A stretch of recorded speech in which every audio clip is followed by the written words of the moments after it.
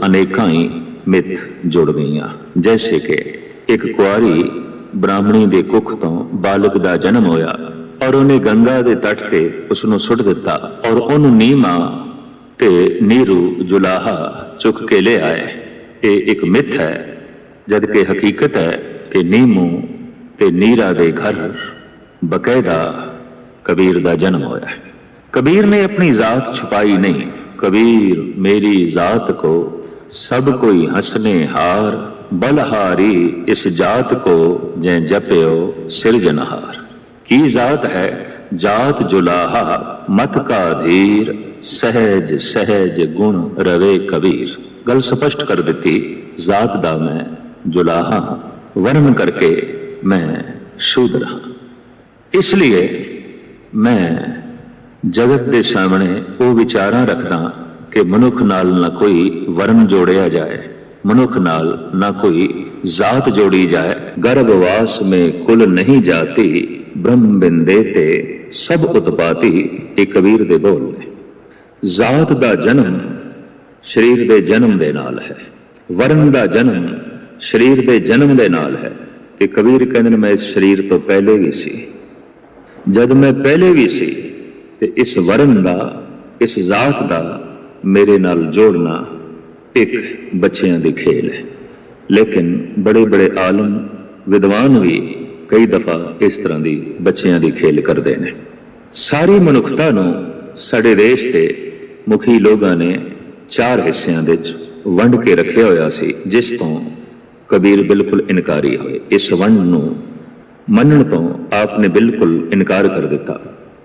आपने स्पष्ट रूप में कह दिता, जे तू ब्राह्मण ब्राह्मणी जाया तो आन बाट काहे नहीं आया। तुम कत ब्राह्मण हम कत सूद, हम कत लोहू तुम कत दूध। मेरे शरीर नूं कोई चीरे ते लहू निकलदा है, पर ऐ ब्राह्मण तेरे शरीर नूं कोई चीरे ते दुध थोड़ी निकलदा है, उस दे विच भी ते लहू ही निकलदा है। मेरे शरीर के अंदर हड्ड मांस मिंज और दुर्गंधी इत्यादि है, तेरे शरीर के भी ते यही कुछ है। शरीरक तल ते अपने ब्राह्मण होने का सबूत दे कि तेरे ते मेरे च फर्क की है। फर्क होंदा है मन विच, फर्क होंदा है विचारां विच, फर्क होंदा है सोचने विच। और मेरे विचारां विच परमात्मा है, मेरे विचारां विच सच है, मेरे विचारां विच ईश्वर है, मेरी सोच मंडल विच परमात्मा है। इस वास्ते मैं ते उसनूं ब्राह्मण मनदा। कहो कबीर जो ब्रह्म विचारे, सो ब्राह्मण कहियत है हमारे।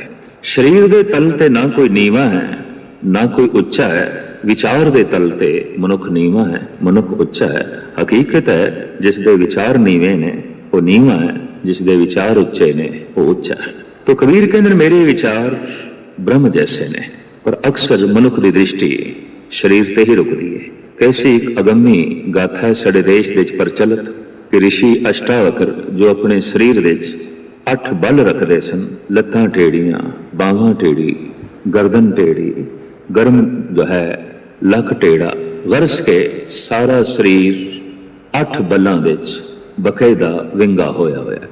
कहते ने जनक की सभा विच जब आप दा अचानक आना होया, क्योंकि आप दे पिता राजगुरु सन ते किसी कारण करके आप पिता नूं ही बुलाण वास्ते आए ते शरीर दे ये 8 बल वेख के जनक दी सभा विच बैठे हुए ब्राह्मण हस पए। और हसी विच माहौल सी, हसी विच तनस सी, हसी विच निंदा सी, हसी विच चोट सी। चोट करनी होवे किसे ते मनुख रो के भी चोट कर सकता है, हस के भी चोट कर सकता है। चोट करनी होवे किसे ते मनुख ने तां ओ अपमान करके भी चोट कर सकता है, सन्मान दे के भी चोट कर सकता है।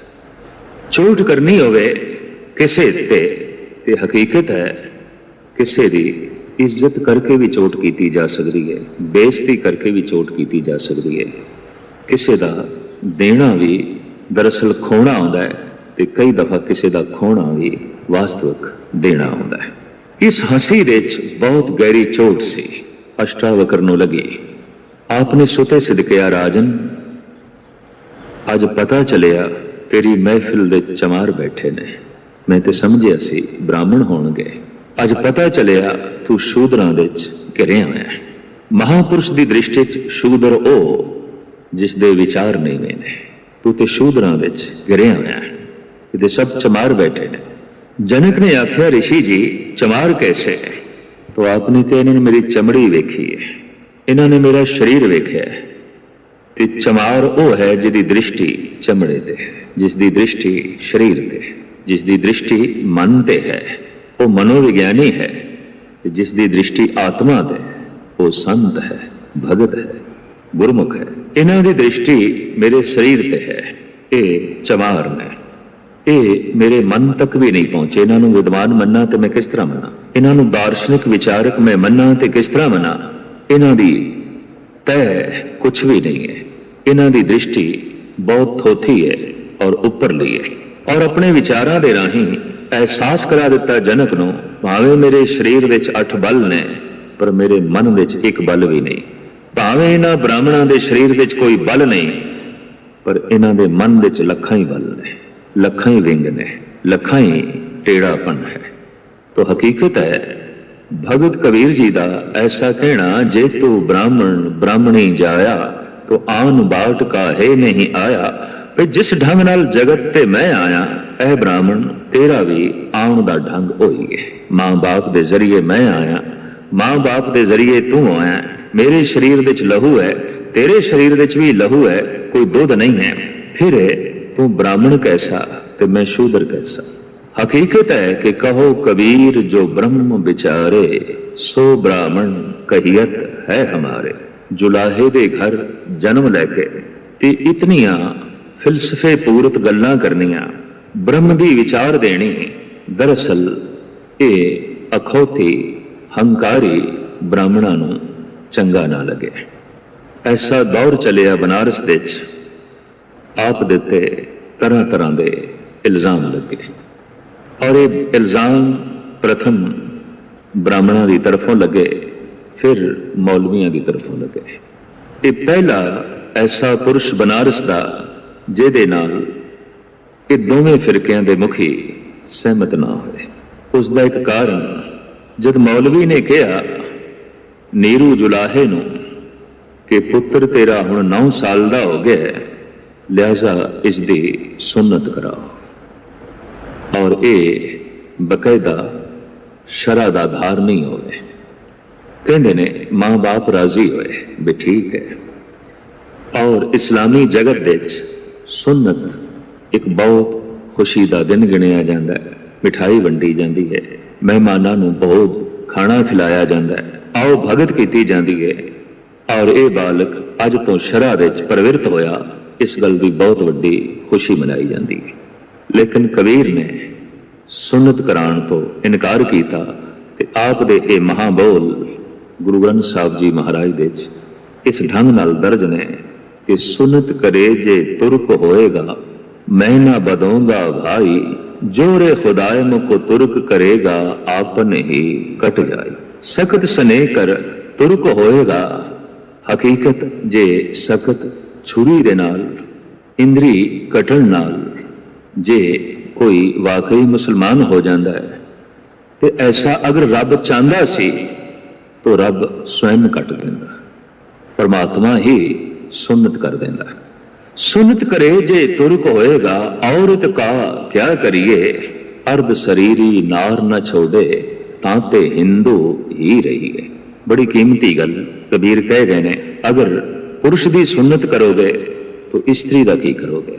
तो स्त्री ते आखिर हिंदू ही रही। अद्धा शरीर मुस्लिम, अद्धा हिंदू।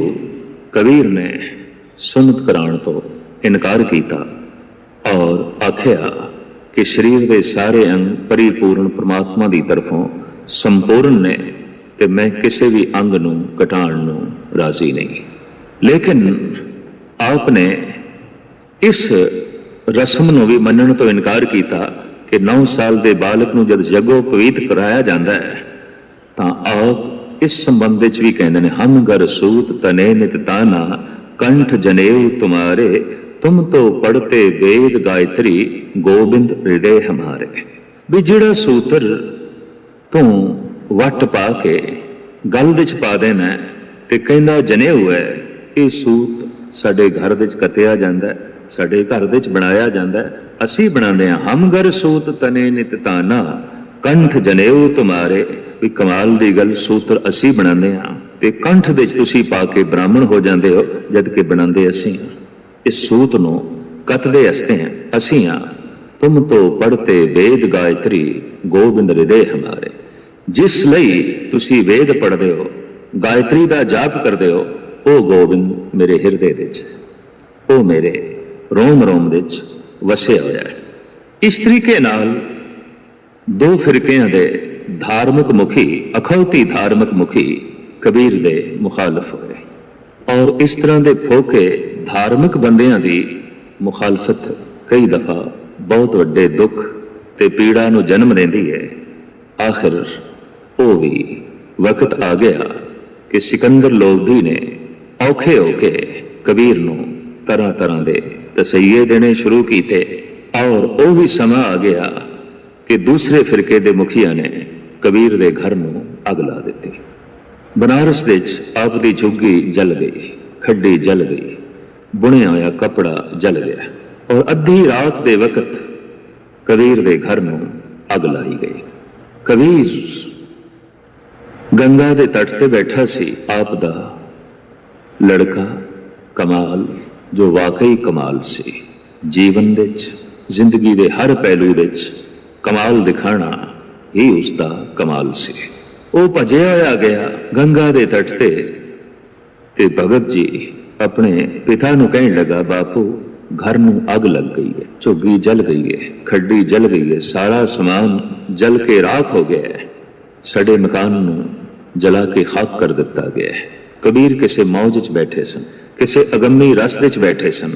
ਆਪਨੇ ਫੌਰਨ ਕਹਿ ਦਿੱਤਾ, ਰਾਮ ਜਪਤ ਤਨ ਜਰ ਕੀ ਨਾ ਜਾਏ, ਰਾਮ ਨਾਮ ਚਿਤ ਰਹਿਓ ਸਮਾਏ।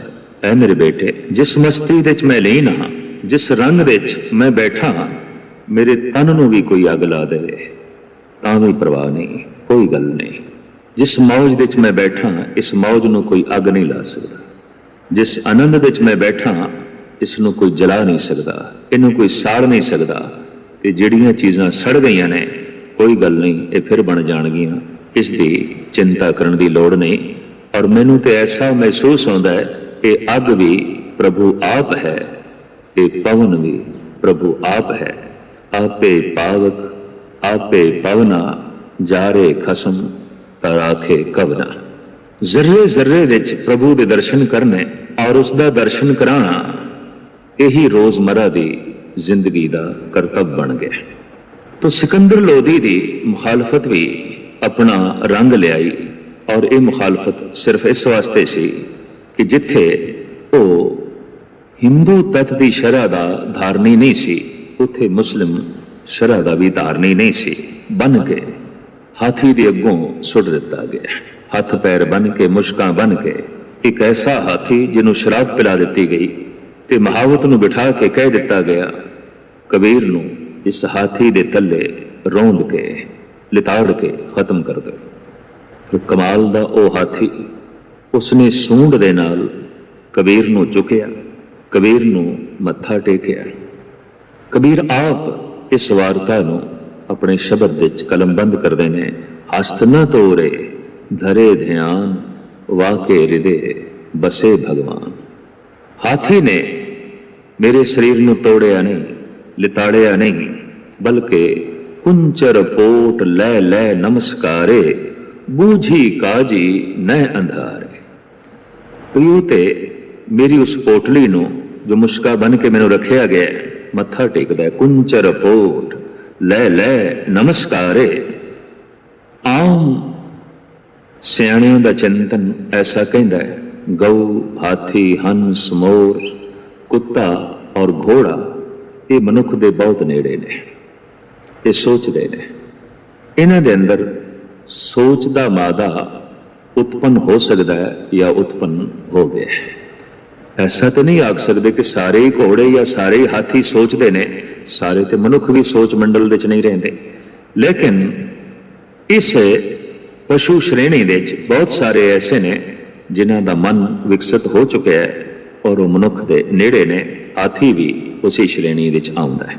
ਉਹ ਬਾਰ-ਬਾਰ ਕਬੀਰ ਨੂੰ ਨਮਸਕਾਰ ਕਰਦਾ ਹੈ ਤੇ ਹਾਥੀ ਦਾ ਇਹ ਪ੍ਰਸੰਗ ਜੋ ਗੁਰੂ ਤੇਗ ਬਹਾਦਰ ਸਾਹਿਬ ਜੀ ਮਹਾਰਾਜ ਨੇ ਬਾਰ-ਬਾਰ ਆਪਣੀ ਬਾਣੀ ਵਿੱਚ ਦੁਹਰਾਇਆ ਹੈ ਕਿ ਜਿਸ ਵਕਤ ਉਹ ਪਾਣੀ ਪੀਣ ਲਈ ਇੱਕ ਸਰੋਵਰ ਵਿੱਚ ਗਿਆ ਤਾਂ ਇੱਕ ਮਗਰਮੱਛ ਨੇ ਹਾਥੀ ਨੂੰ ਪਕੜ ਲਿਆ।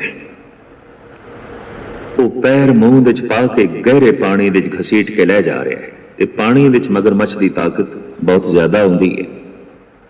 ਉਸ ਵਕਤ ਪੀੜਤ ਹਾਥੀ ਨੇ ਇੱਕ ਕਮਲ ਦਾ ਫੁੱਲ ਤੋੜ ਕੇ ਪ੍ਰਮਾਤਮਾ ਨੂੰ ਪੇਸ਼ ਕੀਤਾ, ਜਿਸ ਦਾ ਜ਼ਿਕਰ ਗੁਰੂ ਤੇਗ ਬਹਾਦਰ ਸਾਹਿਬ ਜੀ ਮਹਾਰਾਜ ਇੰਜ ਕਰਦੇ ਨੇ, ਜਬ ਹੀ ਸਰਨ ਗਹੀ ਕਿਰਪਾ ਨਿਧ ਗਜ ਗਰਾ ਤੇ ਛੂਟਾ ਮਹਿਮਾ ਨਾਮ ਕਹਾਂ ਲਓ ਬਰਨੋ ਰਾਮ ਕਹਿਤ ਬੰਧਨ ਤੇ ਟੂਟਾ। ਇਹਦਾ ਮਤਲਬ ਹੈ ਹਾਥੀ ਵੀ ਰਾਮ ਕਹਿ ਸਕਦਾ ਹੈ। ਇਹਦਾ ਮਤਲਬ ਹੈ ਕਿ ਹਾਥੀ ਵੀ ਰਾਮ ਬਾਰੇ ਸੋਚ ਸਕਦਾ ਹੈ, ਹਾਥੀ ਵੀ ਈਸ਼ਵਰ ਦਾ ਚਿੰਤਨ ਕਰ ਸਕਦਾ ਹੈ।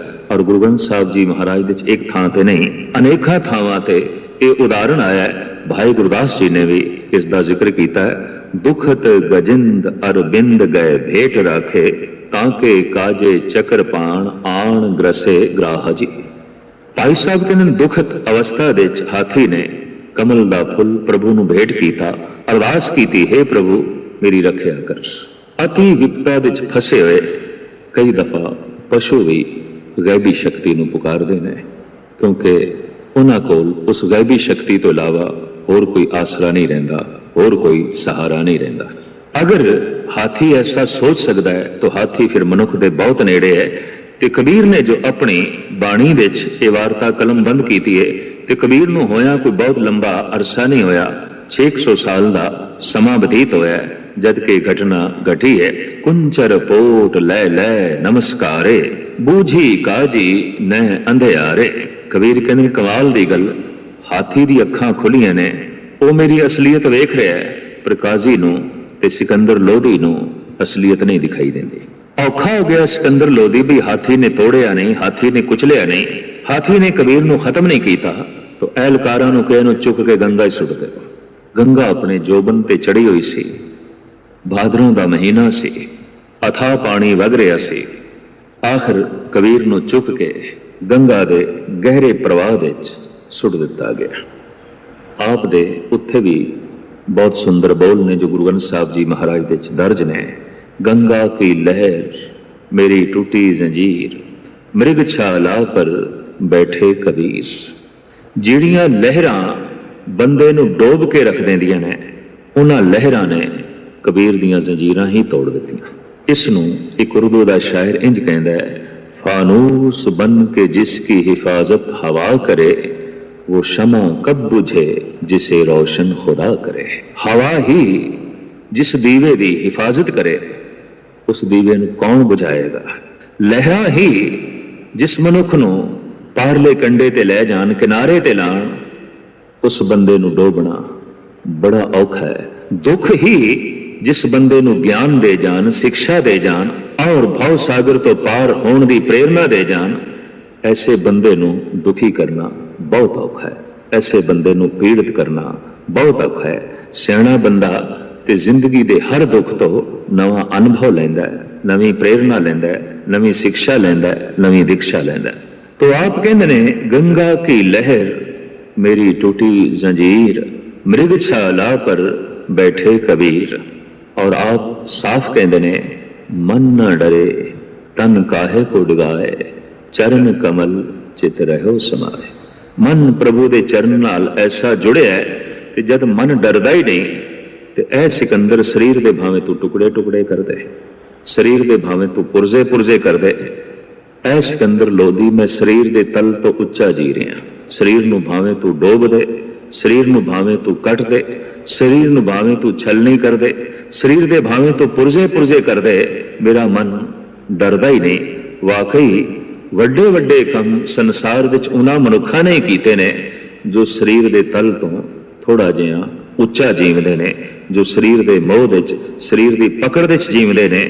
खिमा करनी ओ मनुख कदी भी संसार विच कोई खास कम महान कम नहीं कर सके और हमेशा ही जिंदगी की दौड़ विच पछड़े जो है रह जाते हैं।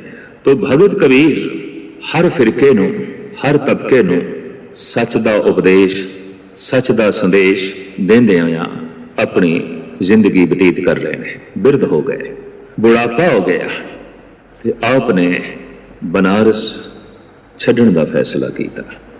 ਸਗਲ ਜਨਮ ਸਿਵਪੁਰੀ ਬਿਤਾਇਆ, ਮਰਤੀ ਬਾਰ ਮਗਹਰ ਉਠਦਾਇਆ। ਆਪ स्वयं कहते हैं कि मेरा अंतिम समय जब आया तो मैं मगहर चला गया। क्यों? जो तन काशी तजे कबीरा, रमैये कहाँ न हो रहा। फिर राम दा की एहसान कि मैं बनारस दे प्राण त्याग के शिवां दी पुरी चला जावां, मोक्ष नूं प्राप्त करां, ते मेरी बंदगी दा की लाभ, मेरे कीते हुए जप तप दा की लाभ। इस वास्ते आप अपनी पत्नी नूं मुखातब करदे होए कहंदे ने, कहत कबीर सुनोरी लोई, परम न भूलो कोई, क्या काशी क्या ओ कर मगहर, राम हृदय जो होई। चाहे बनारस होवे ते चाहे मगहर धरती होवे, राम नाम विच लीन जिहड़ा पुरुष है, चाहे बनारस दे समा जाए ते चाहे मगहर दे समा जाए, वो वास्तविक मोक्ष गति नूं प्राप्त हुंदा है, क्योंकि ਉਹਦੇ ਹਿਰਦੇ ਵਿੱਚ राम ਦਾ ਵਾਸਾ ਹੈ, ਉਸਦੇ ਹਿਰਦੇ ਵਿੱਚ ਈਸ਼ਵਰ ਦਾ ਵਾਸਾ ਹੈ। ਅਸਥਾਨ ਭੇਦ ਉਸ ਲਈ ਕੋਈ ਮੈਨੇ ਨਹੀਂ ਰੱਖਦਾ, ਕੋਈ ਅਹਿਮੀਅਤ ਨਹੀਂ ਰੱਖਦਾ। ਇਸ ਤਰ੍ਹਾਂ ਦੇ ਭਰਮ ਵਹਿਮ ਤੋਂ ਕਬੀਰ ਨੇ ਮਨੁੱਖਤਾ ਨੂੰ ਉੱਚਾ ਕੀਤਾ।